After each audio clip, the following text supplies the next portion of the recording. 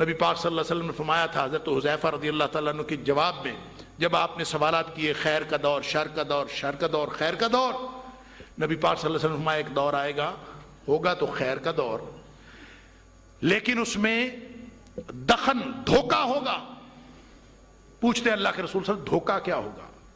فرمایا لوگ دین کی بات کریں گے، قوم یہدون بغیر ہدی، لوگ دین کی بات کریں گے، ہدایت کی بات کریں گے، لیکن وہ میری لائی ہوئی ہدایت نہیں ہوگی، یہ دھوکہ ہوگا۔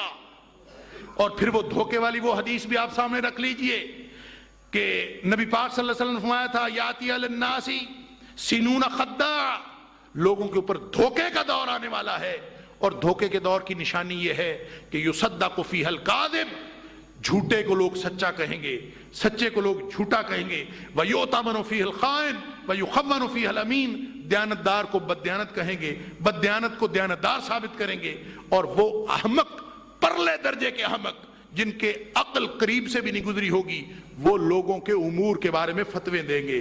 فرمایا وَيَنْتِقُ فِيهِ الرُّوَيْبِضَةُ، قربان جائیے نبی اکرم صلی اللہ علیہ وسلم کے کہ اس دور کی نشاندہی پہلے ہی فرما دی تھی، دھوکے کا دور ہوگا، بددیانت دیانتدار بن کے بیٹھے ہوں گے، جھوٹے سچے بن کے بیٹھے ہوں گے، اور وہ احمق باتیں کریں گے۔ فرمایا وَيَنْتِقُ فِيهِ الرُّوَيْبِضَةُ، جو گفتگو کرنے والے، رائے عامہ بنانے والے، بڑے بڑے دانش پھیلانے والے، وہ رویبضہ ہوں گے۔ اللہ کے رسول صلی اللہ علیہ وسلم رویبضہ کون ہے؟ فرمایا السفیہ الذی یتکلم فی امر العامہ، جس کو خود عقل نام کی کوئی چیز نہیں ہے، بے وقوف ہے جہان کا، لیکن باتیں کرتا ہے ساری دنیا کے امور کی۔ تو ہم یہ سارا کچھ اپنی آنکھوں کے سامنے دیکھ رہے ہیں۔ نبی اکرم صلی اللہ علیہ وسلم نے یہ ساری باتیں ہمیں خبردار کرنے کے لیے ارشاد فرمائی۔ اللہ تعالی ہمیں دین حق کے ساتھ اور الہدا کے ساتھ جڑے رہنے کی توفیق عطا فرمائے۔